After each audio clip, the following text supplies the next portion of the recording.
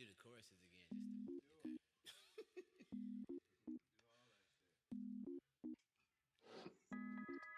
All right, welcome to Talking with Khalil Anthony. Wait, I gotta do it better. Welcome to Talking Watch your mouth with Khalil Anthony. Watch it. Talking shit with Khalil Anthony. So much shit. All the shit. My favorite person in the world is here. I got my brother Malik Crumpler. How you doing, Malik? Hey, Hey. no complaints. All right, Malik. My first question for you: can you recall the first time we met? Yeah, there's two memories because one, I used to be a heavy partier. So the first memory would be my cousin bringing you over to the McKibben Lofts. Yeah. Back when my crew of young millennial artists had just really set off McKibben, and we had been on, I think, like it was a 4-day weekend, so we had been partying every day, all night long. Like it was all one long blackout. Yeah. And then you popped up, and I think we were all ciphering when you got there, or we started ciphering when you started singing. I don't know what was going on, but a cipher happened. We was drinking cheap vodka. Oh. It was too hot, and the ice kept melting in the refrigerator. It was all kind of weird stuff going on, but it was the cipher. You got in it. You started singing. I think Chris, the painter, Chris was beatboxing, and then two other brothers was beatboxing. It was what I heard in my deranged state was like a very polyrhythmic sound. So that's when I first heard what your voice would, you know what I'm saying? Like what to do musically with you. It came from that party environment. And I think it was all, you know what I mean? I think it must have been like, your rendering of this would be better because you weren't all loaded like we were. You was one of them, you showed up to the after party that should have been the start of a party, but we had been partying for so many days. So anyway, what I heard when I first encountered you was party vibe, continuing to party, and then you went very introspective in your deliveries because you were doing, I don't know if we started doing them too, but basically it was like a big choir thing happening, or maybe I imagined it.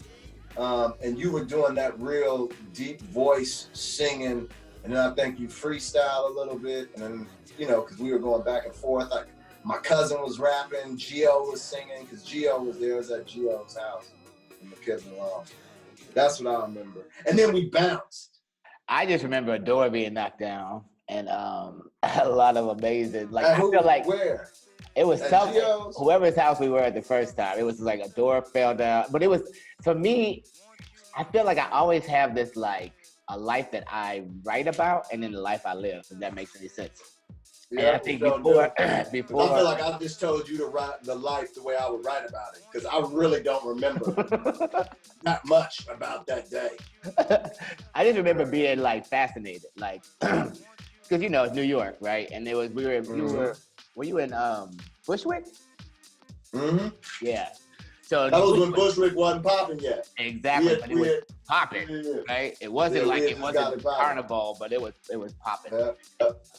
Okay, so another thought that popped in my head, because basically what we're doing, Malik and I made a couple albums, but this one amazing album named Junebug, and we're doing a remix for it now called Scarab. So I'm doing these interviews with my people, and at first I have to start with Malik, right? Because we did Junebug together, but before Junebug, we were doing some Hottie Krishna music. You want to talk about that? My cousin was working on a Hottie Krishna. He wanted to make Hinduism rap. He thought that was going to be a revolutionary moment, which maybe it would have been. Yeah. But that didn't really finish. Instead, I played some Prince covers that I've been working on, because I always made Prince music, but I was too afraid. My little petty ass ego was too afraid to release my Prince covers. Even though we used to be in a Prince cover band when I first got to New York, but it broke up, and then I just had all this Prince music, and I love making Prince music. Prince was still alive too, so it's kind of like one day I'm gonna find somebody who could do Prince without copying Prince. Ooh. And be like the new version of a more authentic, not more authentic, but a less celebritized Prince, right? And someone who could have range that would get guttural and not be afraid of not landing these pristine, unnecessary notes. Basically, a non-pop Prince. And then I played that one track that was like based on Irresistible Bitch and Electric, not Electric Lady. What was that shit? Electric Intercourse. Mm-hmm. And most people I played it for over a couple of years just didn't know what to do. They'd start rapping like it was 1982, or they'd start doing some shitty poetry, or they try to sing like Prince. It was awful. And then one of my homies thought he was Maserati at the time. So it was just, everybody had done terrible on that track. And then I played it for you. Right when you heard it, you did it. Yeah. And so I was like, oh, okay, so we're on the same wavelength with figuring out how to deal with Prince as an inspiration. So I was sick of people trying to copy Prince. So I was always trying to figure out myself too, how to move from imitation into inspiration. And so when you laid those vocals out of nowhere, freestyling in one take, I was like, oh, okay, cool. Can you do overdubs? Because I wanted to see if you could do harmonies. And then we went in and you did the weird harmonies. I was like, oh, he know how to be weird. We need to work. So then I played some other shit like that, and you did it again. I was like, okay, we need to have a time, because I got hell of these. We can knock out this album in a day. He was like, we can knock it out in an hour. I don't give a fuck. And I was like, oh, it's on. So I don't know what happened, but I know eventually you came back and we did Train in a day. Yeah, I mean, we did Isn't that how it happened? Yeah, I'm about to say, yeah, we did Junebug in a day too. But Junebug's a whole different reality. Yeah, that's a whole different, yeah. We can't deal with Junebug until, because the thing with Train is I was out of the game at that time. I hadn't performed in fucking 7 years. Yeah. Any sort of, like, my last performance was Rwanda thing at Columbia in 2006. And I think at that time it must have been 2011. 2013, 12. I was so out of shape that my ego had collapsed on itself. So I was like, here, you take these, do whatever you want. I can't perform. I think I'm cursed. Yeah. And you don't want my name on this because I'm blacklisted, all that shit. I gave him the conspiracy theory blues. Oh my God. And apparently it worked, because then when you put it out, it went on and got other people's attention. And then that's when, because I didn't have I was so out of the game, I couldn't even do nothing with it. I was just working my day job, singing the blues. So that album, Train, is what inspired me to like, oh, okay, maybe I'm not some washed up, over the hill ass, nobody cared anyway, artist, producer, you know what I'm saying? And then so when you were like, we need to go perform these, I was like, I can't perform. Yeah. My whole, that, having to say that out loud and all that shit was something psychologically that was like, oh, you can? Ooh. You know what I'm saying? So a lot of stuff opened up. A lot of shit I was in denial about opened up off that album. You know? So a whole bunch of shit jumped off from your flipping them beats. It basically restored my, it's like Lestat and the vampire, Interview with the Vampire, bro. I was done. I was sitting in the abandoned plantation house in New Orleans. Like, no, I will not go into the spotlight. I did not perform. I will never do anything again. I'm dead. You know what I'm saying? So that basically was the bringing me back project. And then after that, because of that project, I've been doing all the shit I've been doing. that was the project that brought me back. I know you didn't know that, so I was gonna say, yeah, I'm literally like, whoa, because for me it was my first project was done in 2007 with Paris King, who's from Oakland as well, and one thing I love, yeah. So I was like, oh, you worked with Paris? And you know, the thing at the end of the day, I was very thankful that we went through the project or the process through analog, right? That's why you knew how to work in the studio so fast. Perfect, exactly. Like that was the best lesson ever. And then I remembered something my mom told me when I used to work with young people in summer camps, and I'd be like, oh, I want to go back next year. She's like, no, you go somewhere new so you meet new people. And I always took that, when she said that, to apply to anything. So my working relationship with Paris wasn't working. So I was like, oh, I remember, I just keep moving. And I think I worked with Ice Life on a track, and then David Diggs next. And I knew him too. And I was like, wait a minute, you know everybody from the Bay that was coming up when I left. Right. Except Paris had already been doing his thing. Okay, so Bay history. So I didn't know Khalil. I had heard about Khalil, right? You know, as some new dude in Oakland who was doing hella gigs. I was like, who is this? First of all, like, where was he when I was there? How was he around Sonia and all of the crew and Paris and Black Dot and Black Box with you know what I'm saying? Like, he was with the crew. Everybody. With Bush Mama and shit. I was like, wait a minute. This is what we was talking about when I was cooking, after he had already done the Prince freestyles, but I flipped it out of Prince biting into just Khalil killing your beats. And also, you got to remember, during that time that I wasn't performing, I was always in the club. I used to go hang out in clubs from we used to leave the house at midnight or 1 a.m. and stay in the house parties for deep house music and Prince parties and all that shit DJ Spinner was doing.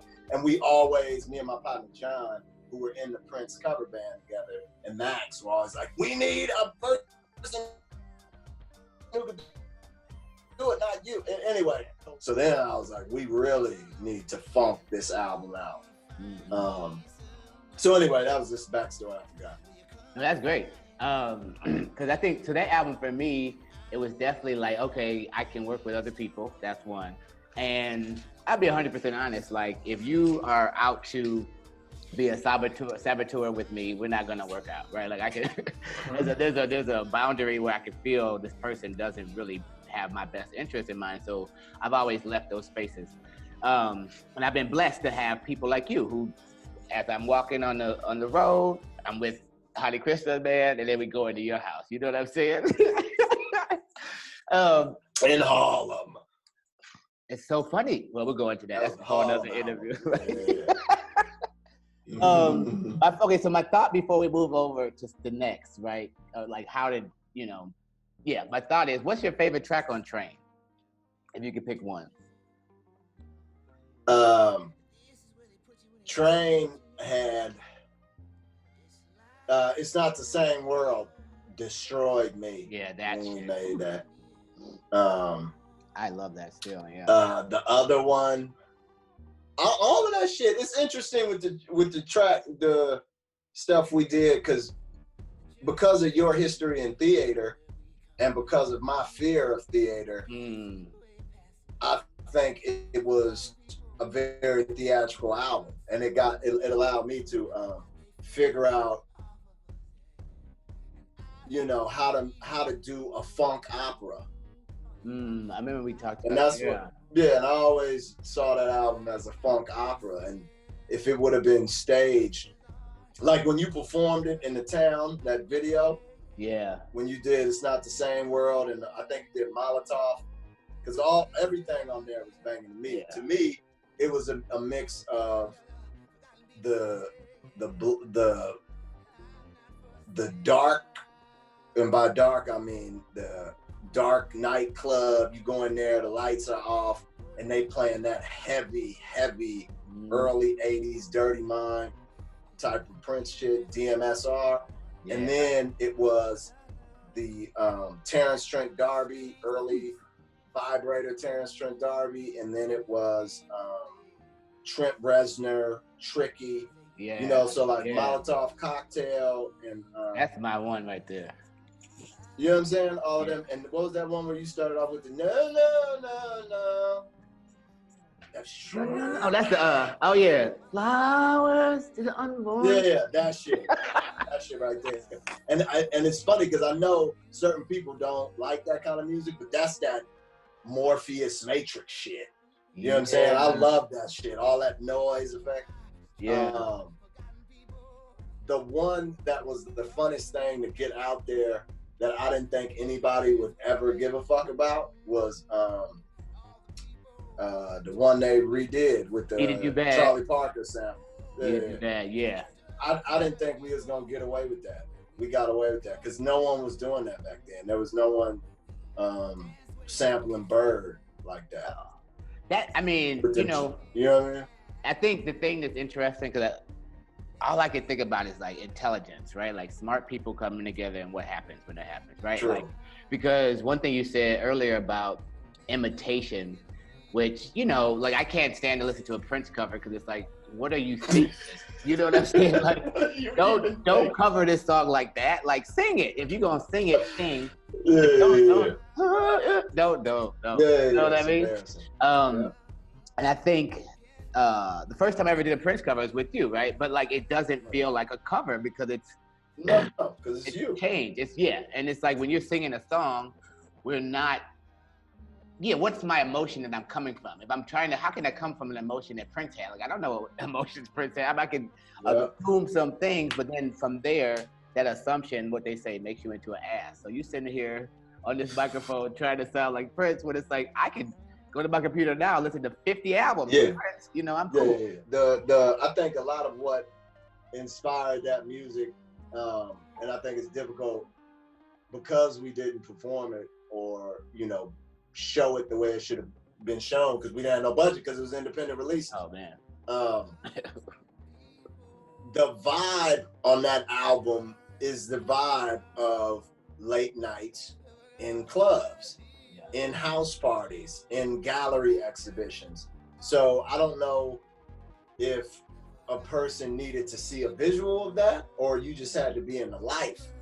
But it was all of the albums we make have always been like, we about that life. This is that life. This is nightclubs all night long, not the bougie, silly nightclubs. This is going hard. This is sweating. This is, you're gonna be in pain when you leave the club. And if you don't like the music, get out. It was one of them clubs. Like, no, we are not playing pop hits. We are not playing music that you and your mama can drive around enjoying. This is 2:30 in the morning. In a smoky club underground. Yeah. You remember them underground clubs in San Francisco and in the Bay and them warehouses in Oakland? Yeah. Where you get to the party, it's 3 in the morning. Yeah. It just popped off. They're gonna hand you a bottle of rum at 5 in the morning. Right. Let's get it. We're not, you know what I mean? Like no one's asking you to put out your cigarette.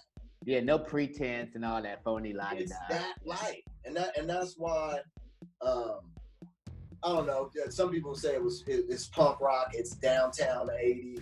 You know, we were going for that vibe. It's just like the scene you got behind you. It was the life. Yeah. You either know these streets or you don't, and you belong. The only thing that's making you not belong is your pettiness. Exactly. Right. You know what I mean? So that was part of the thing too about how can we can't imitate the shit because we live this shit.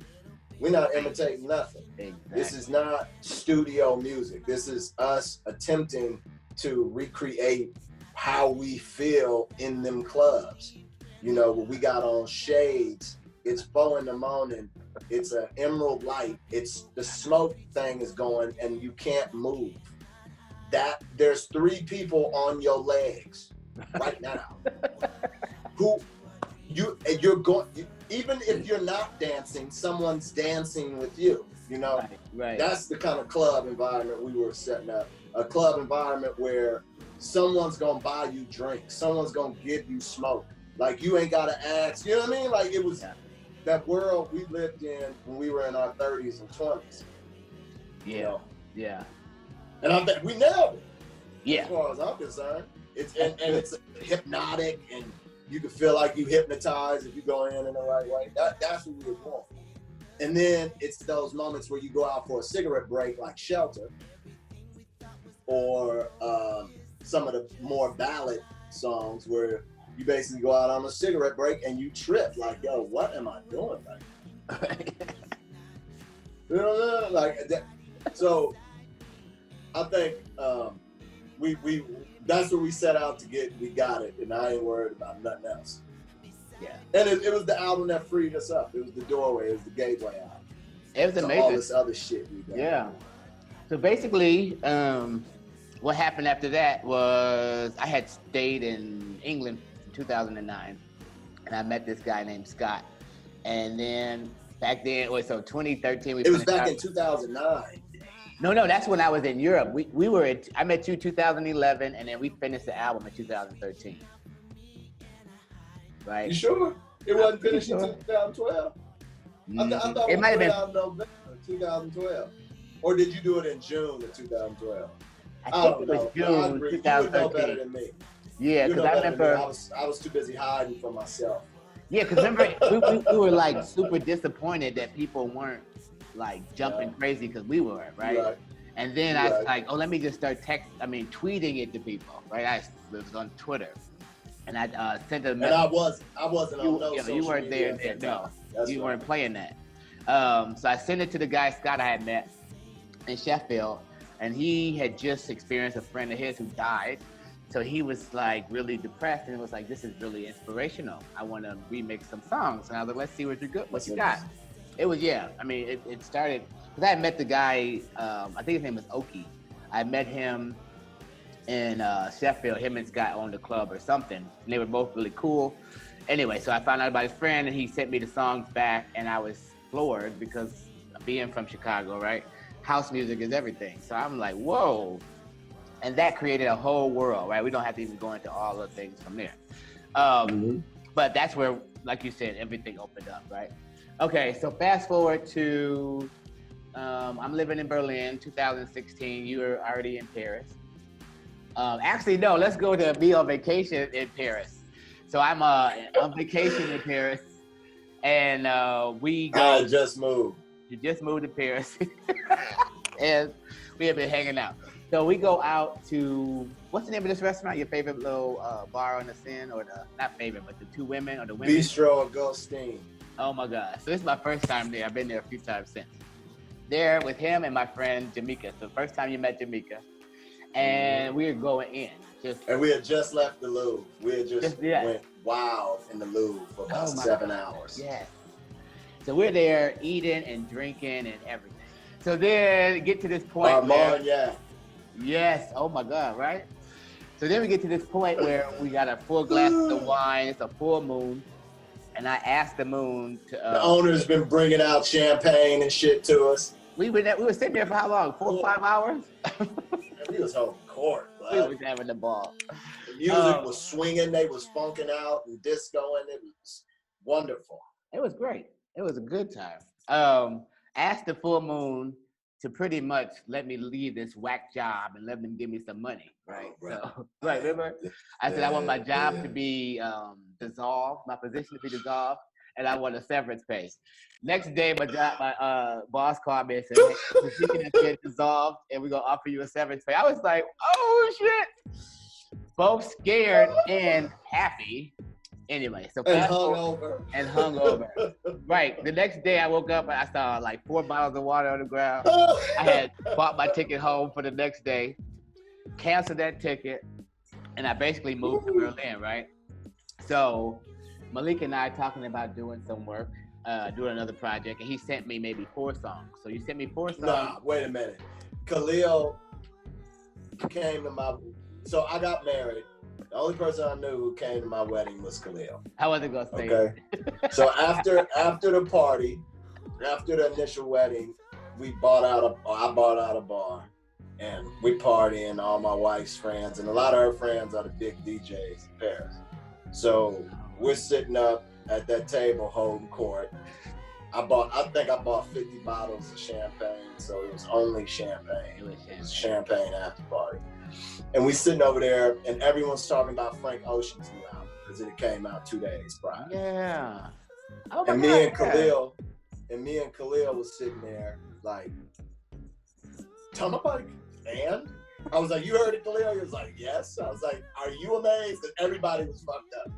And Khalil was like, it's just an album. I was like, it's just an album. And then everybody started arguing, and they was like, no, it's not just an album. It's about to be a classic. And especially one of the OG DJs from Paris DJs was like, look, man, I've been predicting classics since the 80s. This is about to be a classic.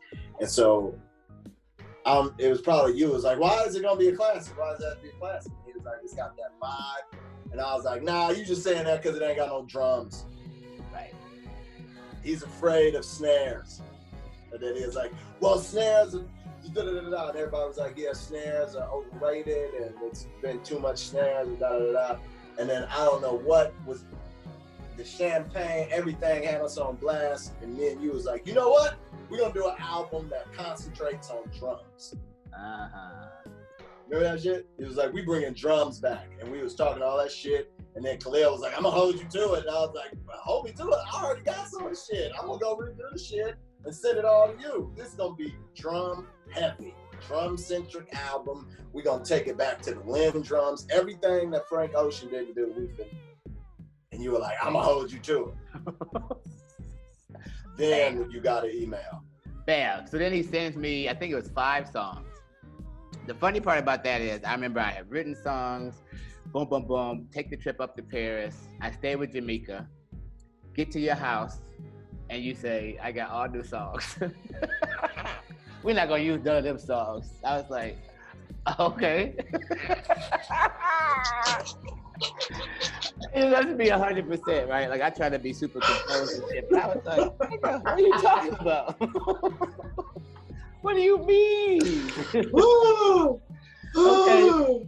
So then I think you played Super Spirit for me. First time I heard that song, George. Oh yeah. And Junie Morrison. And I think that was everything. I remember you had like bottles of wine from Nineties family, some leftover bottles, and you played we these had songs. a case.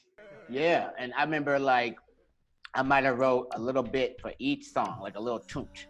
And then we just went fast too. Fast. It was like I swear to God, I think something about the songs you played. I just know for sure when Super Spirit came on, I was like, what the fuck? Like it made me, I felt like I definitely heard it, but I was like 3 years old or 6. You know what I mean? And it hit me. Like, we were sitting up, because by that time, Frank Ocean's shit had become a classic. Right. And it was like, I'm not responding to this. I don't, we're a little too grown to be responding to this young man. Stage course. And then I think for some reason, the Gap Band song with Stevie Wonder was heavy on us. Well, all this Gap Band music had come on YouTube finally. And Junie Morrison had got added to YouTube. So we were sitting up, I think, either cooking or just drinking wine. And because we had a case from Bourgogne, and it was that special wine you can't get unless you go to Bourgogne. So we were drinking that fantastic wine and listening to Junie and being like, tripping off the fun. It was the fun that the Gap Band were able to present. Because I think we had both realized that we were very serious on Train. We were like, under all of that supposed nightclub shit, you know you be very serious when you're out at 3 a.m. You don't go out at 3 a.m. just playing games. You out there getting it. And that had come across in Train too, like very serious, committed thinkers who were not so excited or optimistic. So I guess what we were hearing in the Junie and Gap Band was optimism. And so we wanted to put some optimism and playfulness into the album. So when you came over that day, you were about that life at that time too, because you had just moved and life was open and we were hella optimistic. And then you recorded, what was it? I think we did 11 songs that day. Oh, right, yeah. And only 9 made it though, right? Yeah, because some of them, we were too optimistic. And the other dope part is I remember each song we did 2 takes on. Yeah. And the first take usually made it, except for Apartment 3. And the thing that happened in Apartment 3 was, I think we had been talking about it for years, of making monologue songs. And because of going to all them readings and seeing how we flip, you know what I'm saying? It's just that we live that life. Everybody always read ain't number monologue. They call it poets, whatever. They just monologuing. Yep. It's basically Alcoholics Anonymous or whatever. So you did that shit. You went straight therapy on Apartment 3. And at first, the first take was hella laughing. And then after we listened back, you were like, wait a minute. I'm about to go do this shit. And then that's when you kicked that Richard Pryor, Dick Gregory, Moms Mabley fucking police brutality comedy. Nigga, I was impressed with myself that day. Nobody had done that shit before. I had never heard nobody figure out how to make police brutality comical. And that was just ridiculous. And they still didn't know how to take that. I don't think anybody understood, like, wait a minute. Can we do that? But anyway, that was the vibe. And it was crazy how, because after you left, I was like, damn, I could take about 5 months and chop all that up, and damn, he laid that down. And that's what happened. Yeah. That was a hooks and all that shit. That was crazy. I think. And then I just called my partner to put guitar on it. Oh, right. And then Kevin put some sound design. And it was, you know what I'm saying? And then I think, what'd you say? I was gonna say, I didn't even remember, I was gonna say the Khalil, Anthony, and Champagne. Remember we were trying to figure out what the "and" is, and then just going back to your wedding and all that champagne. So, you know what I mean? It was like, oh, right, so fitting. Yeah, and then Godfrey, or Chozo, played guitar and everything. He was just. Chozo. It was so funny because he's a noise music cat. He's a noise music cat and a poet, and he had his rock band. They would do like Beatles covers and shit. So yeah, he got into it too. Everybody was immediate. The whole process of that album, even when we sent it back to New York, Kevin this shit like in a day. Everybody was a day. Chozo recorded this shit in a day. Everybody was just one day. You know, I don't know what that means, but that's just what it was. That's it. And it's interesting. But what were you thinking about lyrically when you were putting together the lyrics for that? I think it was so weird because I had, like, what do they say? You have to kill your darlings. That statement. I've always taken that to heart. So I walk in your place and you're like, no, we're not doing those songs. I'm like, oh, there's a moment of like, okay, nigga. And then I'm like, okay, so I have to. So we about to do this right now, right? So it's like, I think those moments are really good opportunities, right? To feel like, oh, so right now I'm about to hear this. And then if I don't feel it, nothing can come. Yeah. Usually feeling, just the thing that we have going, it's like, damn. So it was one of those. You was turning off shit quick. I remember that too. Oh my God! I remember when I wrote like 7 beats. It was crazy because everything felt so important and ready and just like different. Like I remember when I wrote Pink Elephant. It's like, like the concept to me is just so simple. It's like, so the elephant in the room. It's like, so we have the elephant in the room so long in our life. Now this shit turns colors. Now it's pink. You know what I mean? Like, and we still want to pretend like we don't see it. And I think. That's the thing that kind of got me. It was like, we're both amazing writers and we're great creators. How can we make something that is on the level of Gap Band, Junie Morrison, like that was going to be listened to 20 years from now and be like, damn, that shit is crap. What year was that? Blah, blah, blah. So I think it was the opportunity because okay, there you go. Like, who on earth sends you songs that says, write them, come here and say, we're not doing those. Like, you gotta be mysticism. There has to be something bigger than this moment that you asking me to be involved in. So I was like, let's go. Yeah, all of it. Like, I think about Church of the Forgotten People. Like, what? Like, I just got the chills because it's like we've experienced so many lives, you know, obviously because of our skin color, but beyond that, like, I don't think either one of us has used that as some default. Like that is what jump off is. They go, okay, yeah, I am black, and Yeah. you know what I'm saying? Yeah. And what we do is we are continuing and creating new vibes. And I feel like this Junebug for me, just the name, like Train to me was like you getting on a ride, like you said, you going to the party, you going somewhere with this album. Junebug. Oh, I didn't even think about that. We did have to get on the train to go downtown. Hell yeah. It's just like the whole thing. And then it's like Junebug is the North American Scarabino. So me and you, North American men, you know, whatever, in Europe. So we all traveling the world, right? So then the remix album is Scarab to get to the source. Right? Nice. And that's a good segue. So then we have this opportunity like we had with Train, where somebody was like, this is amazing. I want to do something else with it. And it turns out these people from Sheffield too. So we must have some Sheffield connection. Right?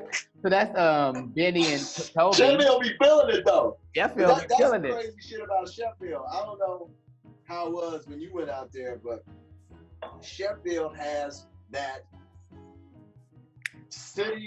college city vibe. You know? Whereas with Paris and New York and Chicago, it's big city time. So, yes. Sheffield, it's like a steel Sheffield city, got right? ears. Yeah. They got ears, man. They got ears and they got vibe. And you see it when you're out there and they are partying, just like we were saying. Like, every party I went to in Sheffield started at 3 a.m. Like there was a party going on before that. But the party jumped off at 3, and then them 7 a.m. parties are just, you know, that's the life. That's that life. So I think because they lived that life when they heard our shit, and they are not in denial about that life. You start building, and it's an honest build. It's not some bullshit build. So, which is very Oakland, and which is very Chicago when you leave the city Chicago, like when you're in the neighborhoods. Yeah, you know, the underground. They just yeah. Whereas London's like, I got 15 seconds for you to impress me with this song. Oh, is your intro 47 seconds? No. Same with New York and Paris. Like, ain't nobody sitting there enjoying, like, experiencing the train, the travel of the song. So, I mean, there are people, but it's just not as dense as it is in Oakland or, you know, Belleville or Spain or Berlin. You know what I mean? Yeah. It's like people take time with the music. So I think that's what Sheffield has too. And Sheffield likes our energy because they know we are not bullshitting. Yeah, yeah. They have a real intolerance for bullshit in Sheffield. Yeah, it's like those cities where people work for a living, like work. There you go. And then they, you know, you appreciate your time off. You appreciate everything. Yeah. Yeah, and they appreciate people who work. And if they can hear work in your music, then they know. I'm rocking with you. Bam, and just so you know, the album is, well, you do know, June 9th, the album is coming out. And on June 7th, 2018, the first album came out on Prince's birthday. So we're doing a 2-year later remix situation. Sorry, what? No, you go. The other dope thing about the remixes, so perfect. One of my limitations as a producer is I'm not foolish enough to think that I can produce house. And the reason I know I'm not foolish enough to even try to make house is that my source isn't house music, you know, and I don't have the right to play with things that ain't my source. So when we were making Junebug, we didn't think it would get remixed, but we always know whatever we make winds up being remixed.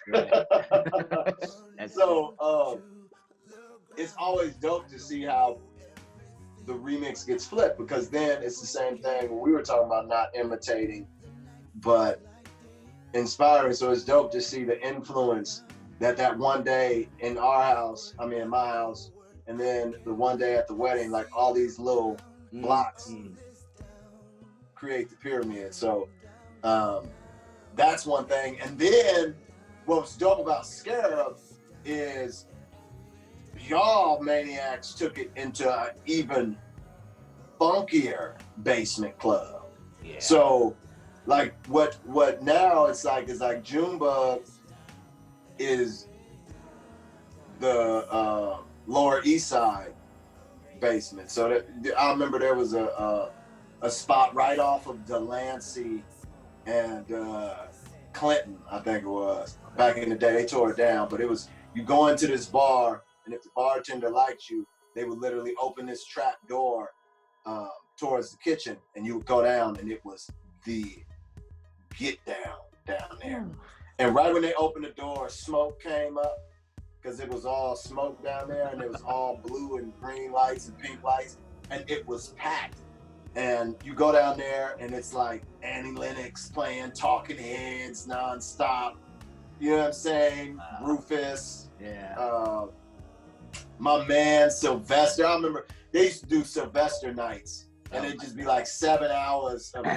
Anyway, that shit was so, and you could bring your own liquor down, whatever. People be dancing butt naked in the corner by themselves, just getting it.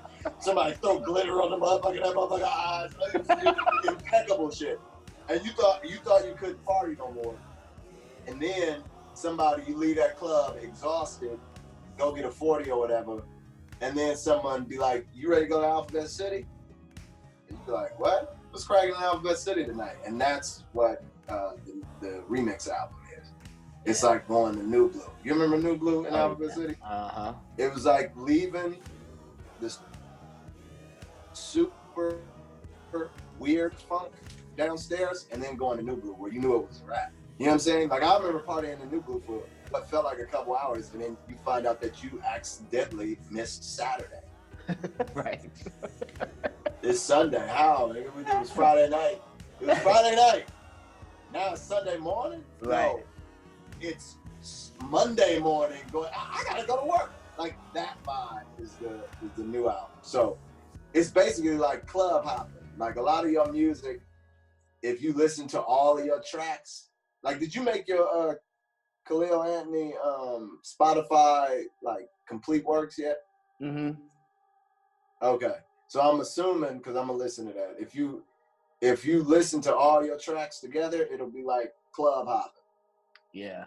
Yeah. In the summer. Yeah. You know what I'm saying?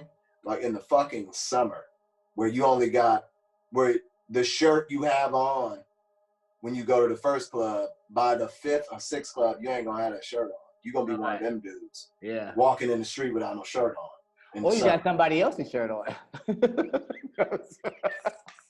I mean, you remember when motherfuckers that, would get towed down and you see like two brothers like piggybacking and shit through the street, lit as fuck, like, is that nigga on his back? Yeah. And niggas run around, we found that life, we found that life. That's what the new album, the remix album is. So you left what you thought was the funky experimental club in the Lower East Side, and then you go to Alphabet City and you have the new album. That's how I see it. That's amazing. That's amazing. Yeah, I feel like for some It's reason, more people at that party. You know what I'm saying? It's more people in there. The sound system is better. The sound system is better. That's true.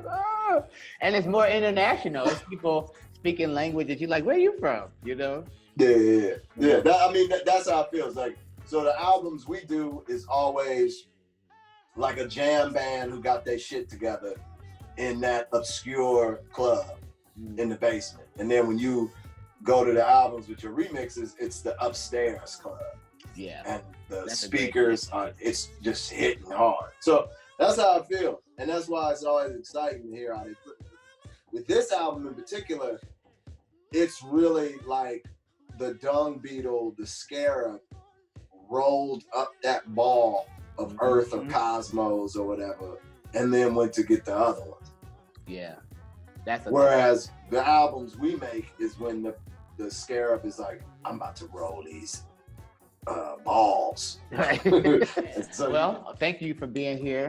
On top. Thank you for doing this. Talking- I should have done this. You should have done this. We're doing it Talking together. that sh- Talking, watch your mouth with Khalil answer. Talk no I should have did that too.